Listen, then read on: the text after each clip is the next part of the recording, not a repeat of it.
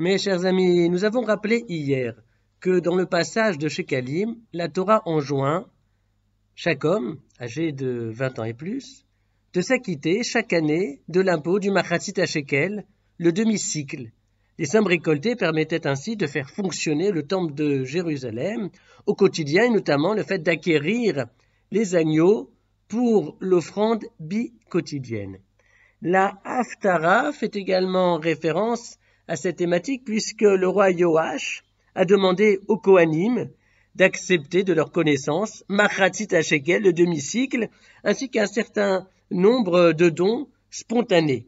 Il leur a été ensuite demandé de prendre en charge les réparations du temple. Et donc, les Kohanim bénéficiaient de tous ces dons, et en échange, ils devaient assurer les réparations du temple à partir de leurs propres biens. Cette ordonnance royale, souhaitée par Yoash, n'a pas été suivie. Et donc, le roi a établi une autre procédure pour la récolte des fonds. La mise en place d'une caisse perforée dans son couvercle et positionnée près de l'autel, près du Misbéach dans le temple. Les Kohanim n'y avaient qu'à déposer tous les fonds qui étaient apportés au Beth Amikdash.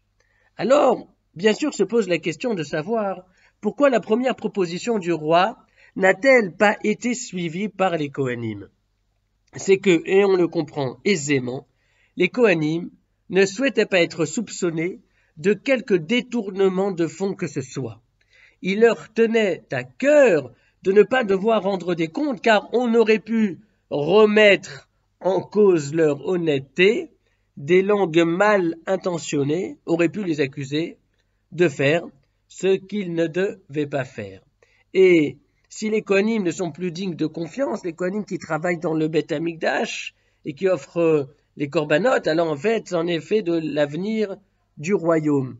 Et d'ailleurs, on retrouvera cette idée dans la paracha de Vayakel que nous lirons ce Shabbat, puisqu'il est question de toutes les offrandes qui ont été apportées par le peuple en vue de l'édification du sanctuaire dans le désert.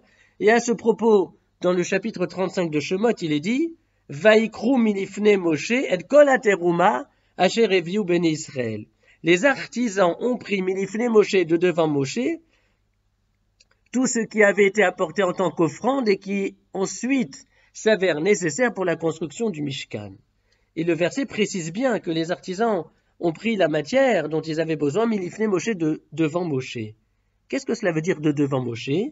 Et le commentaire Kli Yakar explique que Moshe ne tenait pas à être soupçonné de quoi que ce soit, et c'est la raison pour laquelle il n'a pas fait entrer dans sa tente aucune des offrandes, aucun des présents ou des cadeaux qui ont été apportés pour la construction du sanctuaire dans le désert.